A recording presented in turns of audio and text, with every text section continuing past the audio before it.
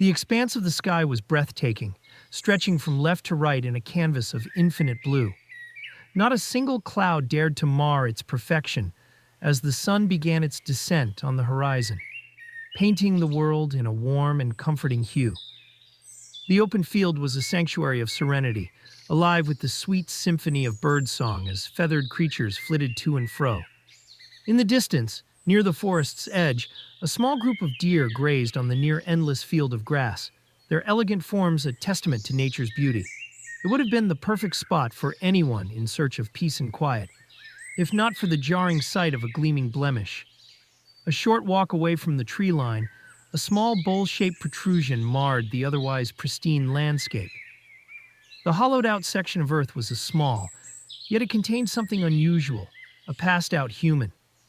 As the man slowly stirred from his slumber, his body protested with aches and pains, reminding him of the rough night he had. With a groan, he reached out his arm towards his face, only to be met with a shower of dirt that rained down upon him, blinding him. Cursing under his breath, he rubbed his eyes, trying to shake off the irritating grit that clung to his skin. As his vision cleared, he took in his surroundings, feeling a sense of unease settle in the pit of his stomach. Nothing looked familiar, and the man realized with growing horror that he was far from home, lost in an unknown place. Questions flooded his mind, each more pressing than the last. How did he get here? Where was he? And how much did he drink last night? Shaking his head in frustration, the man searched his pockets for his phone, his only lifeline to the outside world. As he retrieved the device, he felt a spark of hope, but it was immediately extinguished as he realized that he had no signal. Desperate, he climbed out of the earthen hole that had been his bed, holding his phone high above his head in a futile attempt to find a signal. The ground beneath him was uneven, and the man stumbled and staggered, his muscles protesting the sudden movement. He waited for what felt like an eternity, but there was no signal to be found. Frustrated and anxious, he inspected his phone and saw a flashing icon. With trembling fingers, he punched in his voicemail code and held the device to his ear, praying for a glimmer of hope. Loud music and talking people filled the background as the message played. "Hey, Jun, where the heck did you go, buddy? I found this girl that wants to meet you. Come to the backyard when you get this, okay?" Memories came flooding back to Jun, jolting him with sudden clarity. He had been at a college party with his friend Matt, but after that, everything became a blur. Had he passed out? It seemed unlikely, considering he had only had a drink or two. Was his drink spiked? It was possible, but he couldn't remember anyone acting suspiciously. His mind raced with possibilities as he stood in the field, phone in hand. Desperate to establish a connection with the outside world, Jun held his phone up again, but the signal remained absent. They must have driven him far away from the city, he realized with growing frustration. Putting his phone back in his pocket, he exhaled with disappointment. If Matt was involved in this, he was going to have some explaining to do. Surveying the vast expanse of the field, Jun tried to wrap his head around his situation. He was stranded in the middle of nowhere, with no idea how to get home. For most people, being surrounded by nature would fill them with a sense of freedom and joy. But not this time. The beauty of the world around him was ruined by the unsettling fear of being lost. Taking his first tentative steps into the grassy field, Jun continued to ponder the events of last night. His mind raced, trying to fill in the missing pieces of the puzzle. Something was missing, like an equation without a variable. So consumed was he by his thoughts that he didn't pay attention to his surroundings, oblivious to the world around him. As Jun ventured deeper into the forest, the underbrush thickened and the canopy of trees grew denser, casting dancing shadows on the forest floor. Ahead, he spotted another clearing in the distance, beckoning him forward. He quickened his pace, heart racing with anticipation. Perhaps he had stumbled into someone's backyard, a hidden sanctuary in the midst of the city landscape. As he approached the clearing, his hopes were dashed. Instead of a cozy cottage or a friendly face, he found himself in yet another desolate expanse of grass, an unfamiliar terrain. Panic began to set in. How had he ended up so far from town? Was he lost? Abandoned? The thought of spending the night alone in the woods was daunting, to say the least.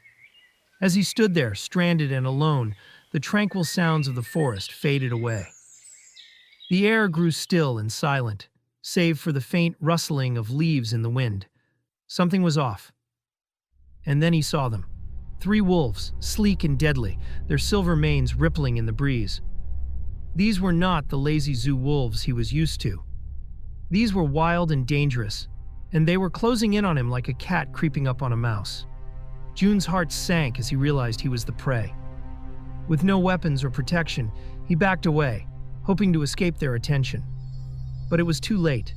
The wolves had spotted him and focused their attention on him, their eyes locked onto his every move. Jun had no intention of becoming their next meal. Still backing away from the wolves, Jun thought about a way to de-escalate the situation. Jun put his hands up and whispered, "Easy, doggies. You don't want to eat me, I am friendly." According to the internet, there has never been a recorded fatality by wolves in the history of Virginia, so I know you don't want to hurt me, right? As more wolves emerged from the shadows, Jun's situation went from bad to worse. He picked up a nearby rock and hurled it towards the pack, hoping to scare them off. But they were undeterred by anything he did. Adrenaline surged through his veins as he sprinted through the forest, his heart pounding in his chest. But the wolves were fast, and soon they were hot on his heels. As he reached the next clearing, he spotted a boulder that would be the perfect vantage point. With the wolves snarling at his heels, he vaulted onto the boulder and clung on for dear life. But before he could pull his legs up, one of the wolves latched onto his ankle, tearing off his shoe. In a desperate struggle, the wolves fought over Jun's shoe, snarling and snapping at each other with fierce determination. Catching his breath, Jun glanced around at the pack of wolves that now circled his location. There were now 7 of them. This was very odd wolf behavior. Never had Jun heard of wolves stalking and hunting a human like this. As time ticked by, Jun remained perched on his rocky island, with the fierce wolves stalking and circling him. He was determined not to let fear get the best of him. The wolves could wait all night, but Jun was not planning to jump down anytime soon. He hunkered down, ready for the long haul. The minutes passed as some of the wolves lost interest and wandered off, but 2 remained vigilant. As the sun started to dip below the horizon, Jun realized he was in a precarious situation. Trapped on a rock in the middle of nowhere with the darkness of night approaching was not on his list of plans for the weekend. He needed to find a way out of this mess. That's when he noticed something peculiar. There were objects buried under the overgrown grass at the bottom of the flat side of the boulder. Curiosity piqued, Jun investigated and uncovered a trove of items. Among them was an old sword, still sheathed. Jun couldn't believe his luck. Without hesitation, Jun jumped down from the safety of his boulder and drew the sword, the rusted blade gleaming in the setting sun. In his mind, it was Excalibur, and he was its rightful wielder. The 2 remaining wolves stood up to continue their hunt, but Jun had other ideas. He waved the sword and yelled, "Well, well, well, the tables have turned. You want to eat me? Let's go carnivores. Come get a piece. Come at me, bro." The wolves froze in their tracks, stunned by Jun's sudden aggression. They exchanged a brief, confused glance, but then their instincts kicked in. They decided to cut their losses and retreat to their pack. Jun lowered the sword, watching as the wolves disappeared into the woods. His heart was pounding with adrenaline. He had done it. He had defended himself against a pack of wolves with nothing but a rusty sword. As he contemplated his victory, Jun couldn't help but imagine the headlines that would follow.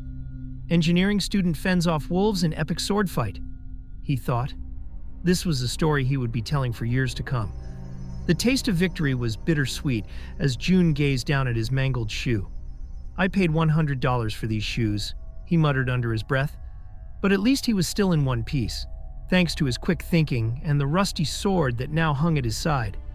As the sun began to dip below the trees, Jun surveyed his surroundings with caution. Nightfall was coming fast, and he didn't want to be caught out in the open if the wolves decided to return. He spun the sword in his hand, testing its weight and balance. It wasn't shiny or even sharp, but it was better than nothing. Turning back to the stone, Jun eyed something strange. The flat side was decorated with small bags and clay pots, but it was the large wooden shield that caught his attention. It was an ancient design, covered in intricate carvings and symbols that hinted at a long-forgotten culture. Jun reached out to pick it up, but as soon as his fingers brushed the wood, the shield crumbled to dust. Disappointed, Jun inspected the remnants of the shield. The wood was soft and rotting, weakened by years of exposure to the elements. But as he examined the peculiar carvings he saw, they were all images of snarling beasts with jaws that dripped with blood. Jun looked up, scanning the forest for any sign of movement, but all was quiet, save for the rustling of leaves in the breeze. He needed to move to find a way out of the forest before darkness descended. With one last glance at the broken shield, Jun sheathed his sword and set off into the trees. He didn't know where he was going, but he had to keep moving.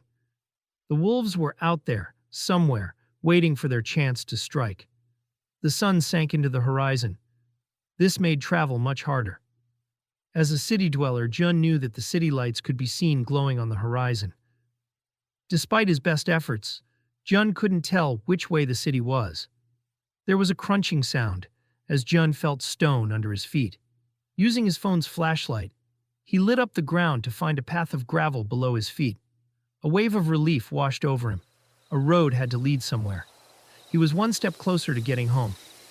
As the fiery sun descended below the horizon, Jun found himself stranded in the middle of nowhere, navigating the treacherous dirt path with the feeble light of his dying phone. The path was riddled with small, jagged rocks that appeared out of nowhere, each one causing Jun to stumble and nearly lost his footing. It was a path that hadn't been maintained in years, with weeds and thorns creeping up along the sides. As the last sliver of light disappeared from the sky, Jun was plunged into complete darkness. There were no streetlights or buildings in sight, leaving him feeling like he was lost in a void. The darkness was thick and suffocating, making it difficult to breathe. He could only hear his own footsteps and the sound of the wind rustling through the trees. Desperate for light, Jun looked up at the sky and saw a blanket of stars twinkling above him. They were his only source of illumination in the darkness. The darkness of night was silent, except for the sound of a cold breeze that had picked up, causing Jun to shiver and wrap his arms tightly around himself. He wished he had brought his jacket, left behind in his haste to get to the party. As Jun continued to walk, he felt a growing sense of unease. He had no idea where he was, and his phone was dead, leaving him cut off from the rest of the world. If he was going to survive the night in the wilderness, Jun needed a plan. The options were limited. He could either try to keep moving and run to generate warmth, but that would also leave him drained of energy, lost, and vulnerable. Or he could light a fire, but that would require him to gather the right kind of wood and spark it up without a lighter or matchbox. Checking his phone one last time, he pressed the power button. As expected, the battery was drained. Jun located a few branches laying around in the dark and brought them over to a level section of ground. He snapped them into twigs and created a small circle of wood on the ground. In the dark, he removed the battery from the back of this phone and placed it on the ground. Unsheathing his sword, Jun lined it up with the battery and with a singular thrust pieced the battery case. In an instant, the case burst into blue flames as Jun shoved it into the pile of wood. The fire spread, warming Jun's body and soul. It was a primal sensation, the satisfaction of creating something out of nothing. As he sat back and basked in the warmth of the fire, the tranquility of the wilderness was shattered by a sudden shout. Jun jumped up, his heart pounding, as he searched for the source of the noise. A figure emerged from the shadows, an old man with a mule. In a moment of relief, Jun danced around the campfire, shouting, "Thank God! I've been lost out here for hours. I'm so glad to see you." As Jun approached, the old man took a few steps back and let out a fierce cry in a language that sounded like it came from another world. He brandished his cane like a weapon, as if he was prepared to fend off any unwanted visitors. Jun had to act fast to avoid a confrontation. With his hands up, Jun attempted to communicate with the old man, asking if he spoke English or if he could understand Spanish. The old man responded in a dialect that was unlike anything Jun had ever heard before. It was a strange mixture of sounds that must have originated from overseas. Undeterred, Jun tried to explain where he had come from and where he was trying to go, using a combination of hand gestures and broken phrases. The old man reached into his pack and produced a cloth bag. From inside, he extracted a fruit that was unlike anything June had ever seen before. It was a deep shade of red, with a texture that looked both inviting and strange. The old man held the fruit out to June, as if offering him a precious gift. June hesitated for a moment, unsure of what to do. In some cultures, it was considered rude to refuse an offering, but he didn't know if this was the case here. Before June could make out what kind of fruit it was, the old man took it back and ripped it in half. Returning half of the fruit to June's hand, the old man took a bite from his half and nodded his head. He was waiting for June's approval, or perhaps he wanted to prove that the fruit was not poisonous. Either way, June took a bite. The flavor was intense, with a bitter aftertaste that lingered on his tongue. He couldn't quite identify what kind of fruit it was, but he knew it was unlike anything he had ever eaten before. June's face contorted with confusion as the old man cackled, a sound that grated on Jun's nerves. It was as if the old man found joy in making Jun uncomfortable. Jun shifted his weight from one foot to the other, unsure of how to proceed. After a long, awkward pause, the old man resumed speaking. But his words were like gibberish to June's ears. Just when June thought the old man had lost his marbles, the words began to make sense, like pieces of a puzzle falling into place. June strained to listen, but only caught the tail end of the old man's sentence. "Help you in the end?" June's eyebrows shot up in surprise. "Wait, did you just start speaking English?" Jun blurted out, unable to contain his shock. The old man took another bite of the fruit he held and shook his head. "No, you are hearing English. The fruit is for translation. I hear you speaking my language. You hear me speaking your language." June's mind raced as he tried to make sense of what was happening. How could some fruit possibly alter one's hearing and speech? It sounded preposterous, but the old man appeared unfazed by the idea. The old man continued to munch on the fruit, savoring it like a delicacy.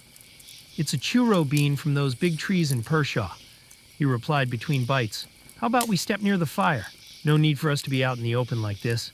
As the old man pulled on his mule's reins and made his way towards the fire, Jun followed, still stunned by what had just happened.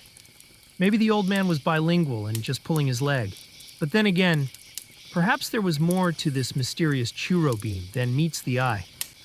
The old man's weathered hands relinquished the remains of his churro bean. He warmed them over the campfire's flickering flames. A grin stretched across his face, revealing deep creases etched from a lifetime of stories. "I saw you light up your campfire from back there," he said, his voice rough with age. "Never seen anything quite like that. You got Pyrus sap or something?" Jun, still basking in the glow of his technological triumph, responded, "Oh no, it was the battery off my phone. It was dead and useless at the time. I pierced the positive and negative side of the battery at the same time." The old man's eyes glazed over, unable to comprehend the jargon spilling out of Jun's mouth. After an awkward silence, Jun clarified, "I'm an engineering student. This kind of stuff is my bread and butter." The old man's wrinkled face contorted in confusion, and he asked, "I see. You're not from around here, are you?" Jun scoffed at the notion. "Around here, I don't even know where here is." The old man chuckled again. "Well, let me fill you in. You are in the land of Gulia. To the north is Agaza Peak. To the east is the Murcia. And to the south, beyond that mountain ridge, is Delcine. If you head west for an hour, you will find the coast and nothing but open ocean. Now you know where you are?" June still looked lost. "I haven't heard of any of those locations. Is this a joke? Did my friends put you up to this?" The old man's retort was sharp as a blade. "Your friends? Really, son? I don't even know your name." June realized his mistake and introduced himself, extending a hand in apology. "My bad. I'm June. Nice to meet you." The old man grasped June's hand in a firm shake. "I am Lopex of Ramik Village, traveling merchant and collector of odds and ends," he said, gesturing to his faithful pack mule. "And this is my apprentice and business partner, Brooke."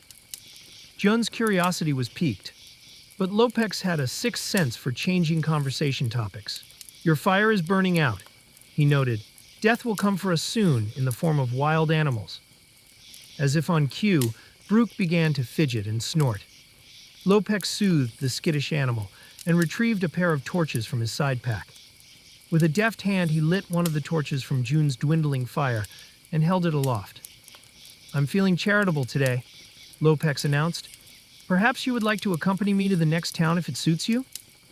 June's face lit up with delight. This was exactly what he had been hoping for all day. Absolutely, he replied. Lopex handed over the torch, the flames flickering as he did so, and then lit a second one on the campfire. With a deft hand, he attached the torch to Brooke's harness, and the animal calmed himself.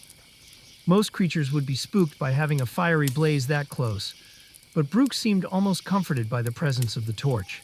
Leading Brooke by the reins, Lopex strode back to the path. Jun followed close behind, his grip on the torch tight. The crimson glow illuminated the trail, casting an eerie light on the forest around them. The scent of burning wood and smoke filled June's nostrils, making him wrinkle his nose in distaste. He had to ask, "What is this thing? It stinks horrible." Lopex didn't miss a beat. "It's an animal-repelling torch. The scent keeps animals away, and the bright light deters bats." "Bats? Do we have to worry about them here?"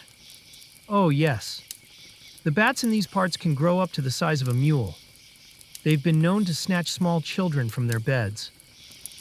Jun quickened his pace to keep up with Lopex, raising the torch high to avoid the smoke. The night was pitch black, and there was no sign of sunlight on the horizon. Only the cool, dense air surrounded them. Jun couldn't help but think about the giant bats Lopex had mentioned. Maybe they were in Brazil. They had some massive bats there. He tried to make sense of his situation, hoping that Lopex would lead him to a town where he could find answers. As they walked in silence, Jun saw the outline of the nearby forest.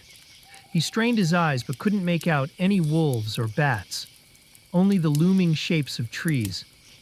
Every so often, he caught a glimpse of something massive and dark in the distance. After a few minutes, they passed by another one. Jun took the opportunity to ask Lopex, "What is that structure over there?" Lopex turned his head slightly and responded, his voice laced with a hint of caution. "What you're staring at there, my friend, is an Snoffus. A creature of epic proportions, the giant elk has no natural predators, which makes them mostly harmless to humans.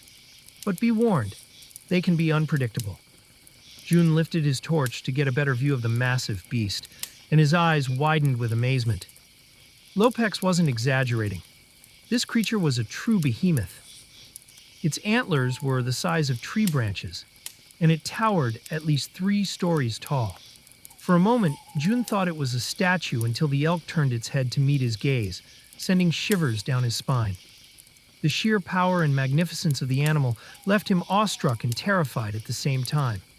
Undeterred by the presence of the Snoffus, Lopex, Brooke, and Jun pressed on, and the massive creature went about its business, munching on tree branches without a care in the world. Jun's mind raced with disbelief. He turned to Lopex and asked, "Do you know anything about Brazil, or Africa, or the United States?" Lopex shook his head at each inquiry, and Jun's anxiety mounted with every no. He rattled off every country and continent he could think of. But the response was always the same. The frustration in Jun's voice was palpable, but Lopex remained unfazed. "I've traveled far and wide," he said with a sly smile, "but it looks like you know more towns than I do. Welcome to Murcia, my friend." As Jun lifted his gaze from the path, his eyes were met with a towering fence made of tree trunks, stretching far above his head. In the distance, the glow of a town was visible, beckoning him towards it. But before he could take a closer look, the thundering hooves of galloping horses reached his ears, flooding his senses. Just in time, Lopex grabbed him by the shirt and pulled him and Brooke off to the side of the road. In an instant, 3 knights in shining white armor charged past them, wielding large melee weapons. Lopex whispered, "Alestrian knights. They are the hand of authority around here. You don't mess with them unless you want to disappear into a dungeon for the rest of your life." Jun's mind raced with thoughts of medieval castles and dark dungeons. He held his tongue as they stepped back onto the path and made their way into the town, protected by the towering palisade. As they entered, Jun's worst fears were confirmed. This was not a normal town. It was a medieval town, constructed with wood panels and thatch rooftops, lacking any form of modern amenities he had grown so accustomed to. As they made their way to the town square, Lopex turned to Jun and said, "Well, thank you for the company, my friend, but this is where we part ways. I wish you the best in finding your way home." Being polite, Jun replied, "Thank you, Lopex. I wish you the best in selling, or whatever you do." As Lopex and Brooke walked away, Jun couldn't help but feel a sense of despair. There were no phones to call for help, no electricity to charge a phone, and no modern technology to make life tolerable. He might as well be back in the empty forest again.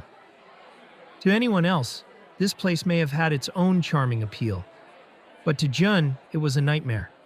He couldn't fathom how people could live like this in the modern world. As Jun strolled through the quaint town, he couldn't help but notice how different it was from any city he was accustomed to.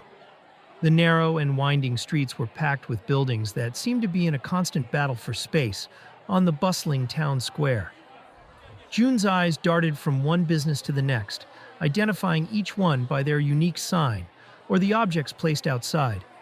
The blacksmith's shop, with its smoldering forge and clanging anvil, caught Jun's attention, and he couldn't help but admire the skilled craftsmanship happening inside. But as he wandered further down the labyrinthine streets, Jun found himself lost and unsure of where to go next. He passed by a dressmaker's shop, complete with a dummy sporting the latest fashions, and muttered to himself, "Looks like I found a place to get my tuxedo tailored." The next building he stumbled upon had plants hanging from the ceiling, and Jun couldn't help but smirk at the thought of a new cannabis distillery popping up in this quaint village. Suddenly, a beggar approached him, pleading for a coin to spare. Jun had nothing to give, and he continued on his way, passing by countless dark buildings until he spotted a well-lit and bustling tavern half made of sturdy stone. At first he thought it might be the town hall, but a closer look at the sign out front confirmed that it was indeed an old-fashioned watering hole. As Jun stepped inside, he was taken aback by the lively scene before him. The entire town seemed to be there, drinking and singing and having a grand old time. The barkeep wasted no time in reminding Jun to leave his weapon at the door, and he complied before venturing into the crowd. Though a few curious glances were cast his way, Jun paid them no mind, eager to find a table and enjoy the lively atmosphere. He made his way towards the back of the tavern, chuckling at the sight of a man playing a lute by the fireplace. To his right, a rowdy group of drunks laughed and shouted, but Jun found himself at ease in this welcoming and festive environment. The day was drawing to a close, and the lively group at the bar was determined to make the most of it. Jun's eyes wandered around the room, taking in the sights and sounds. That's when he saw her, a stunning woman with long white hair that cascaded down her back like a waterfall. At first he thought she was an elderly lady, but her outfit and striking gray body paint made her impossible to ignore. She was a vision of uniqueness in a sea of drunk and rowdy patrons. Jun couldn't help but stare, and his interest in her did not go unnoticed. The mysterious lady made eye contact with him, and at that moment, he was in trouble. She took a sip from her mug and warned him with a hint of danger in her voice. "Be careful. You can lose an eye if you stare like that." Jun glanced away, but his curiosity got the best of him. He stole another glance at her youthful face, in her 20s probably, and her skin was the color of slate. Her face was smooth, without a single wrinkle, and her strength was evident by the way she carried herself. But before he could approach her, fate had other plans. A rowdy drunk on his right bumped into him, causing Jun to lose his balance and fall forward onto the lady's table.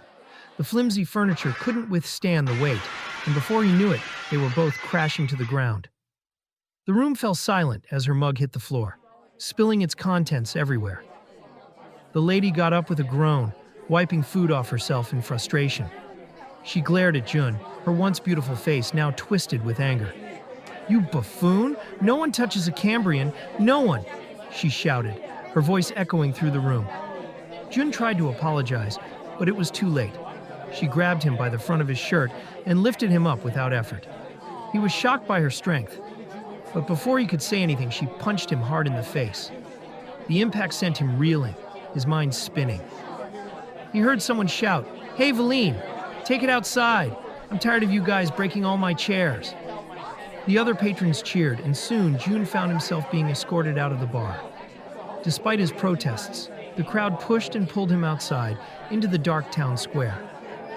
Jun was left to pick himself up, battered and bruised. The crowd swarmed around them, their eager faces fixated on the spectacle before them. It was like they were waiting for something big to happen. And they got it. They got Valine. The gray-skinned lady had a reputation for being a force to be reckoned with, and the way the crowd chanted her name like a mantra was evidence of that.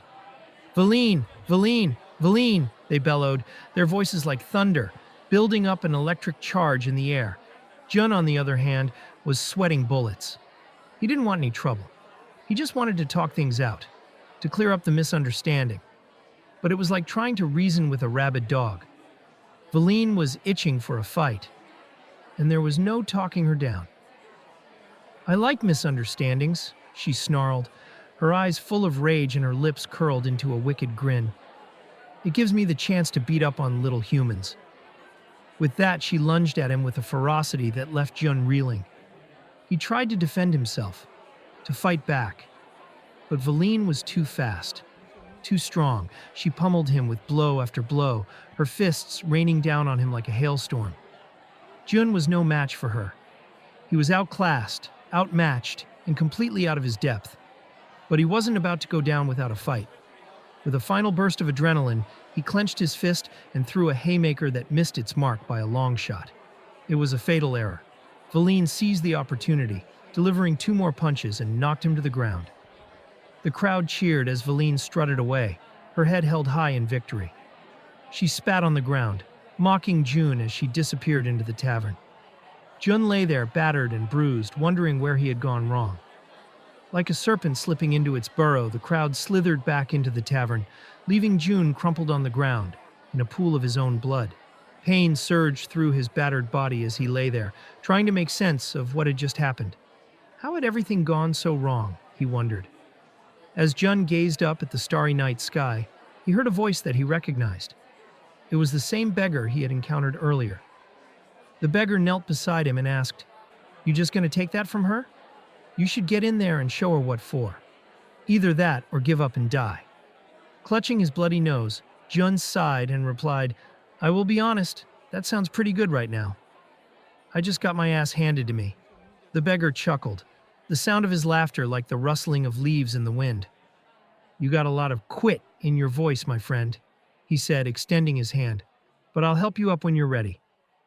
Jun hesitated for a moment, but decided that he wasn't ready to give up just yet. He took the beggar's hand and pulled himself to his feet, wincing in pain. The beggar slapped him on the shoulder and said, "That's the spirit. Now go back in there and show that girl what you're made of." Jun winced again at the thought of another beating, but he had few choices. He trudged back into the tavern, bracing himself for the jeers and laughter that he knew would come. Sure enough, the patrons laughed and pointed as Jun made his way to the bar. But some of the patrols who had witnessed the fight gave him a nod of respect, acknowledging his bravery in the face of defeat. The barmaid brought him a hand towel for his injuries. He sat down at a bar stool, absorbed by the weight of his own self-loathing. At least his nose had stopped bleeding, he thought, trying to find a silver lining in the midst of his misery. The barmaiden returned to her duties, as the bartender slid a tankard of ale towards Jun. With a mischievous glint in his eye, the bartender declared, "This will help. It's called the painkiller. If anyone needs it, you do." Jun was taken aback by the sudden generosity. He took a sip of the bitter brew. He realized it was just what he needed. The ale was a thick, heavy-bodied concoction that he wouldn't order on his wildest nights. But hey, the price was right. As Jun savored the ale, the lively tavern began to wind down a bit. The crowd dispersed, and even the bard, who had been entertaining the patrons with his music, had fallen over into a drunken slumber. Jun chuckled at the sight of the bard passing out with his lute still in hand. Getting up from the safety of his stool, Jun stepped over to the bard. As he picked up the instrument, he couldn't resist tuning it up a bit. Once all the strings were in tune, Jun glanced to the barkeep for approval. Then, without a moment's hesitation, Jun began to play. The room fell silent as Jun's music filled the air. The patrons were spellbound, captivated by his skillful playing. When he finally finished, the room erupted into applause. To his surprise, the crowd begged for more, as Jun was happy to oblige. He played song after song, each one more impressive than the last. But after several rounds, his fingertips were raw, and he needed a break. With a grateful nod to the bartender, Jun returned to his bar stool. He had made quite the impression on the tavern-goers that night, and he couldn't help but feel the slightest sense of belonging in this strange new world. Jun was suddenly greeted with a full tankard of ale thrust into his hands by none other than his gray-skinned assailant, Valine. She was much more composed now than when she was kicking his teeth in earlier. In the sweetest voice imaginable, she proposed, "Truce?" But Jun was wary of her, leaning away as he replied, "Thanks, but no thanks. I can still taste your knuckles in my mouth." Without giving her a second chance, Jun stood up and walked past her, headed straight back to an unoccupied table in the back. Valine took a seat beside Jun at the table. Undeterred, she pushed the truce offering towards him and asked, "The offer still stands. You don't have to take it. I was just wondering, where did you learn to play like that?" Jun was still unsure whether he could trust her, so he pushed the tankard away from himself and replied, "I learned to play in high school. My band teacher was a huge fan of the classics. He said if I was going to play guitar, he was going to teach me the best." Valine was baffled by his answer and could only muster, "Well, I don't know where high school is or where you come from, but that was some beautiful music. Did you write that song? Or does it have a name?" As if to entice him into answering, she slid the tankard closer to him. Jun couldn't resist and took a long drink before replying, "It was Pink Floyd." Valine was captivated by Jun's words, hanging on each one with the fervor of an eager student soaking up knowledge from a wise mentor. Her eyes sparkled with fascination as she exclaimed, "Fascinating. Pink? Floyd? See, I knew you weren't from around these parts, mister." He managed to shake off his drowsiness long enough to introduce himself, muttering, "Jun. My name is Jun. And no, I'm not from around these parts." With a sly smile, Valine trailed off, waiting for Jun to divulge more about himself. Jun, still reeling from the effects of a long day, a fist fight, and a few too many drinks, struggled to focus. Jun's mind began to drift, his eyelids drooping as exhaustion crept over him like a heavy blanket. Unexpectedly, a massive yawn escaped his lips, a clear sign that he was ready to call it a night. A single word escaped. "Tired." Valine didn't waste a second as she leapt into action, her voice dripping with confidence. "Hold your tongue, my friend. Leave it to me." With a flick of her wrist, she signaled to the bartender and bellowed, "A room for my companion here. Put it on my tab, if you please." Jun was surprised by Valine's sudden generosity, but he wasn't about to question it. He rose from his seat and made his way to the bar, where the barkeep handed him a key and pointed him towards the stairs. "Up you go, lad," he slurred. "Second door on the right." As Jun stumbled towards his room, Valine prattled on beside him, her words a blur. The alcohol was already beginning to take hold, and all he wanted was to collapse into bed and sleep it off. "Look, lady," he slurred, "I don't know what your deal is, but I need some shut-eye." Valine's smile was as sweet as honey. "Of course, my friend. Rest well."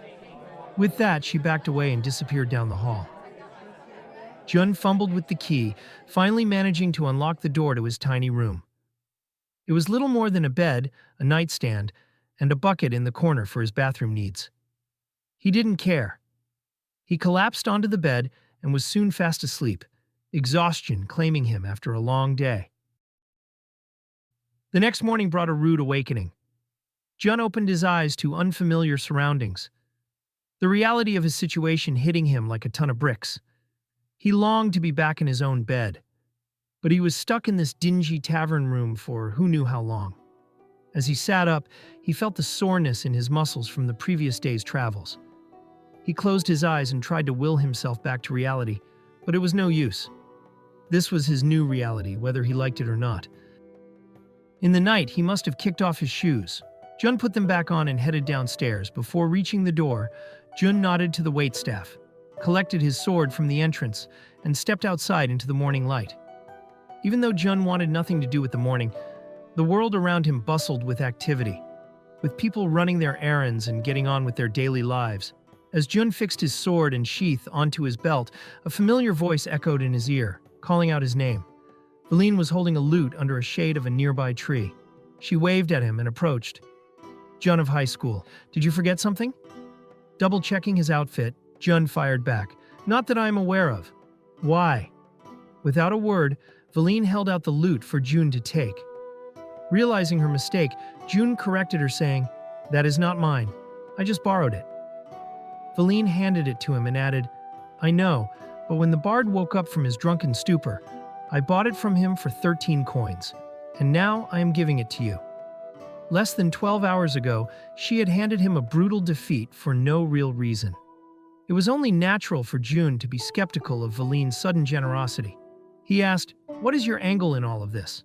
Stop beating around the bush and tell me the truth." In a flash, Valine's demeanor changed as she realized her ruse was up, and she confessed, "Actually, I was going to interest you in a business proposition." Confused by her words, Jun replied, "What business?" Valine brandished her spear, the glint in her eye betraying her fierce determination. With a metallic clang, she struck her shield on her back and spoke with conviction, "Protection." Jun hesitated, worried that he had nothing to offer in return for her offer. He didn't even have enough coins to repay her for the guitar she had given him. "I'm broke. I don't have anything to pay you with." Valine was quick to reassure him, sensing the potential that lay within him. "Don't sell yourself short, Jun," she said, a hint of admiration in her voice. "You've got a gift that people will pay to hear, and with me by your side, you'll have the protection you need to travel from town to town and make a fortune with your music." Jun admired her confidence. "But I'm not that good," he protested weakly. Valine wouldn't hear it, cutting him off with a dismissive wave of her hand. "Nonsense. You're Jun of high school, trained by the legendary Floyd himself." Jun felt a flicker of joy in her mistelling his words. "Okay, none of that is accurate. You are just throwing words together at this point," he said with a smile. Valine saw the spark in his eyes and put one arm around him. "Friend, I know an opportunity when I see it. You and I are going to make a lot of coins together. You need food to eat, warm clothes on your back. This works out for both of us. And you know what they say, once you befriend a Cambrian, you have yourself a friend for life." June considered her offer for a moment, weighing the risks against the potential rewards. He had nothing to lose and everything to gain. With a deep breath, he made his decision. "Okay." Valine didn't skip a beat after the deal was done. She let out a wild cackle and brandished her spear, declaring, "All right, partner, we're on our way to greatness." June slung his lute over his shoulder and trailed behind her, eager to see where their adventures would lead them next. But before they could even make it out of town, the blaring of horns interrupted their journey. June paused to locate the source of the commotion, but Valine gave him a sharp jab in the shoulder, warning him to keep quiet. "Whoever that is, it's none of our business," she advised. As they stood there, 3 Alestrian knights thundered into the town square on their horse. In the light of day, Jun could finally inspect them, each one wearing identical white robes and armor. The reaction of the townspeople to the knights was mixed. Some kept walking while averted their gazes, while others hurried indoors to avoid being seen. Valine tugged at Jun's sleeve, urging him to move along, but he couldn't take his eyes off the knights. One of them bellowed out orders from a book, announcing a querere under the orders of the mighty King Alestro. Villagers groaned at the announcement, and the knights began searching the buildings one by one. Valine's sense of urgency had taken root as she dragged June toward the palisade. Jun stole one last glance over his shoulder, as he wondered, what were they looking for? The question nagged at him as they disappeared out of sight. As they stepped out of the city walls, June signaled for Valine to slow down. Her legs were strong, and she had been leading the way by some distance. June caught up, as Valine apologized. "Sorry, I am not used to working with others." They continued to walk as June picked her brain. "So are you going to explain all that?" June pointed back toward the village and replied, "The knights, performing a querere. Or maybe why you wanted to leave town so bad." A bellowing laughter fell over Valine as she stated, "Those knights are nothing more than assassins for the throne. King Alestro uses them to keep the people in line. The querere is just a fancy word for forced search. They do it all the time." As they strolled along, a hush descended upon them, broken only by the soft rustling of their footsteps.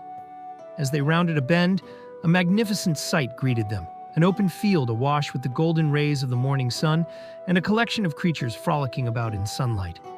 A regal Snoffus elk, with its majestic antlers held high, was leisurely munching on leaves from a nearby tree, while sprightly deer and rabbits scampered about, adding a touch of whimsy to the idyllic scene.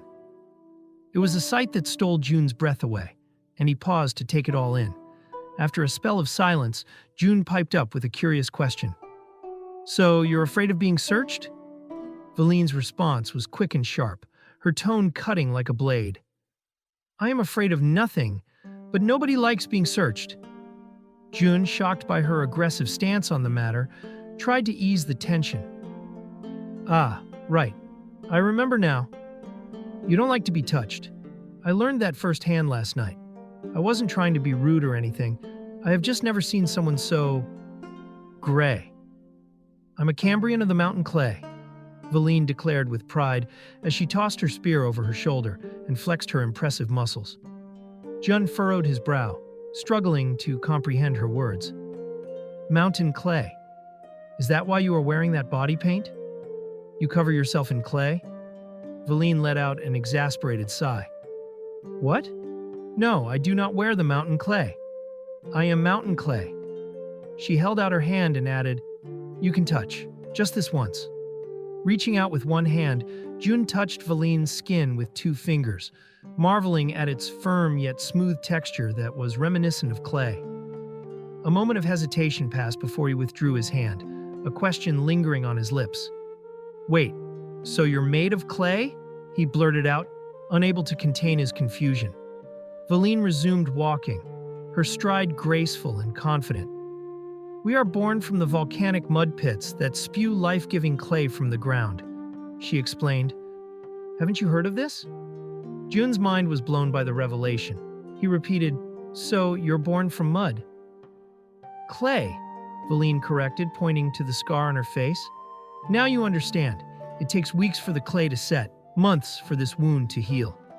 June smiled, trying to wrap his head around the concept. "But if you are made of clay, how do you not dry out?" he asked. Valine reached for her canteen, dangling from her belt. "Water," she said simply. "Every creature requires it to live. Don't act like you're surprised." With a flick of her wrist, she removed the cap and took a sip. Jun nodded slowly, still struggling to comprehend the strangeness of it all. "Well, I don't fully understand it," he admitted. "But I guess I've seen stranger things in the last 24 hours. As they walked, Jun and Valine chatted about various topics, their conversation flowing like that of old friends. Time seemed to pass quickly, the sun high in the sky indicating that it must have been about noon. When Valine pointed out a shady tree for a break, June accepted the hand-sized piece of dried meat she offered him. It may not have been much, but to his empty stomach, it was a veritable feast.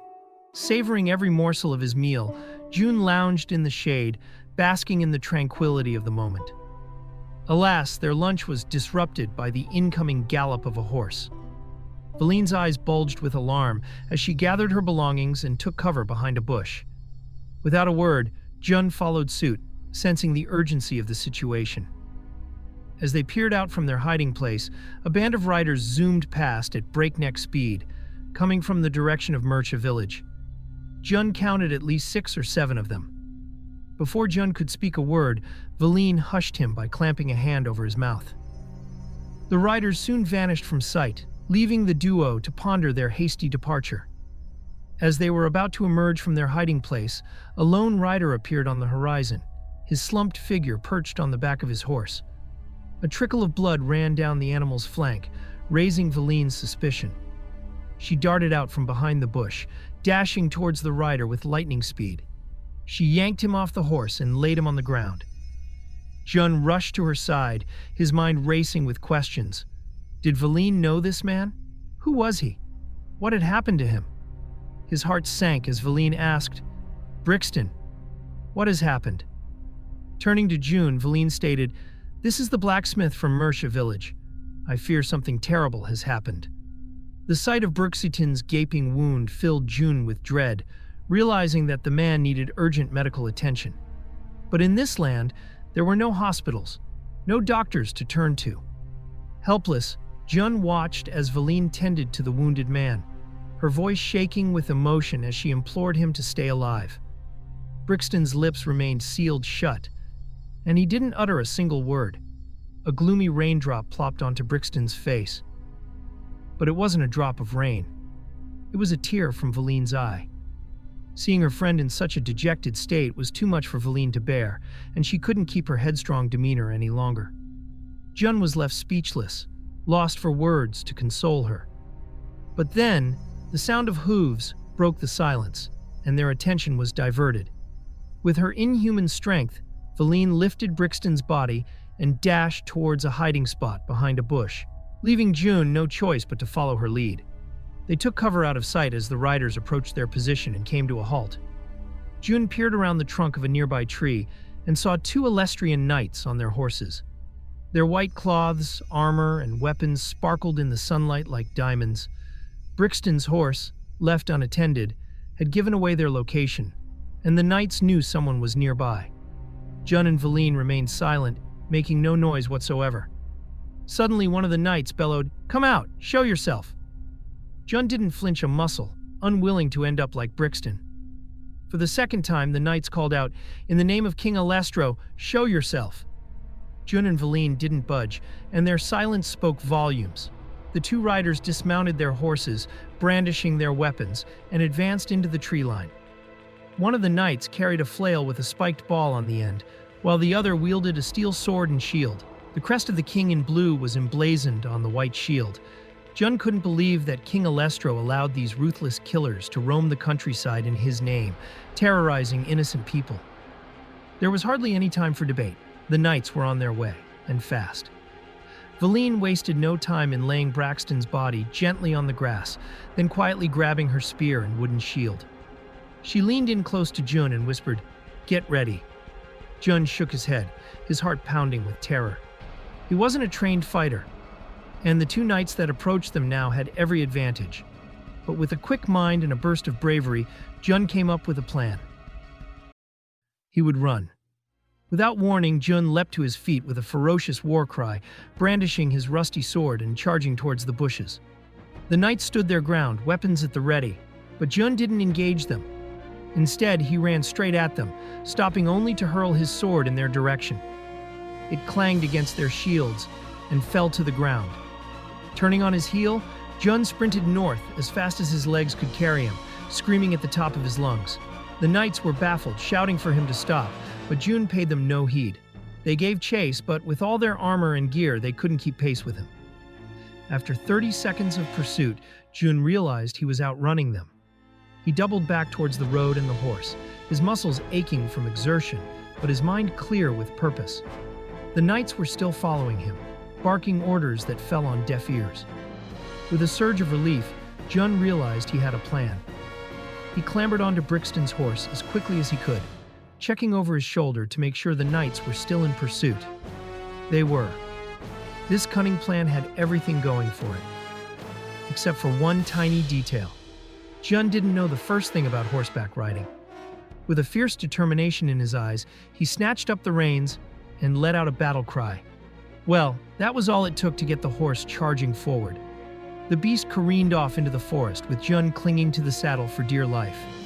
Glancing over his shoulder, he saw the two knights mounting up on their own horses, galloping after him with unbridled fury.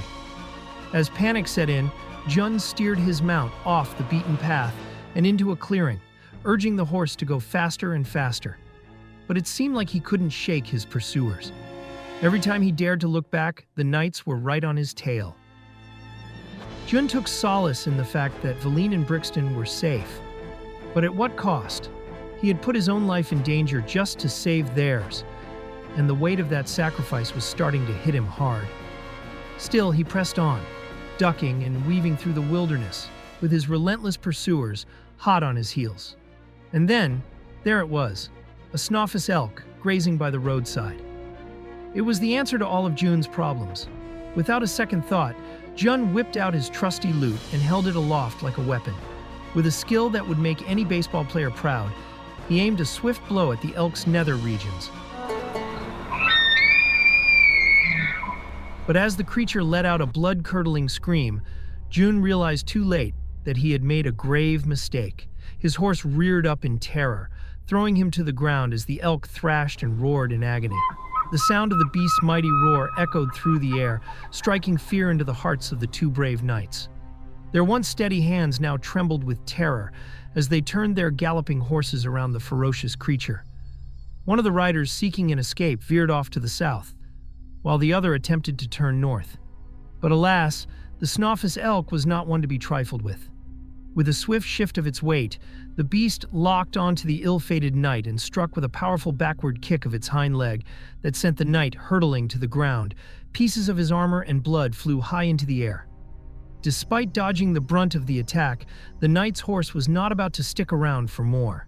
It galloped towards the safety of the nearby trees, leaving its owner behind to face the wrath of the Snoffus elk on his own. Without skipping a beat, the Snoffus elk whipped its head around, focusing its gaze on the second knight barreling south. With a graceful stride, the majestic creature galloped toward its prey, its branch-like antlers slicing through the air with a menacing force. As the Snoffus elk closed in on the unsuspecting knight, dust exploded into the air, and the horse shrieked in terror. The elk seized the pair in its antlers, flinging them through the air like a child throwing a toy. The knight and his mount crashed to the ground in a heap, the horse now a crippled and broken mess. The Snoffus elk continued its assault, sweeping its colossal antlers back and forth over the helpless knight until all that remained was a cloud of dirt. Jun waited in the safety of the tall grass, his heart pounding as he realized the truth in Lopex's warning.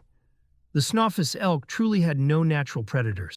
Satisfied that its threats had been vanquished, the elk gave itself a quick lick and sauntered away, as if nothing had happened at all. Jun waited until the creature was well out of sight before daring to stand up, his gratitude for being spared overwhelming. Approaching the knight's broken form, Jun surveyed the carnage. The once proud warrior's armor had been no match for the sheer power of the elk's massive hooves, and even his shield lay in ruins. Yet, his sword remained. Jun reached down and loosened the belt, carefully sliding the knight's sword from its scabbard.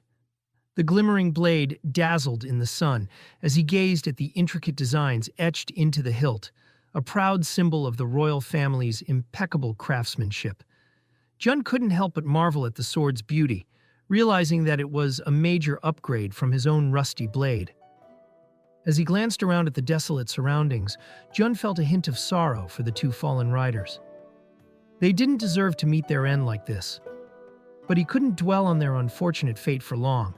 He had to stay focused on his own survival in this foreign land, without a mount to ride or any clear sense of direction. Except for one thing. Valine had mentioned a new town to the east. Perhaps that was all he needed. With renewed determination, Jun fixed the new sword onto his waist and began his walk to the east. He had no idea what other dangers lay ahead in this unfamiliar world, but he knew that he had to find Valine or some other sign of civilization before the sunset. Who knew what other surprises and secrets this land held, waiting to be discovered by Jun's brave and daring spirit?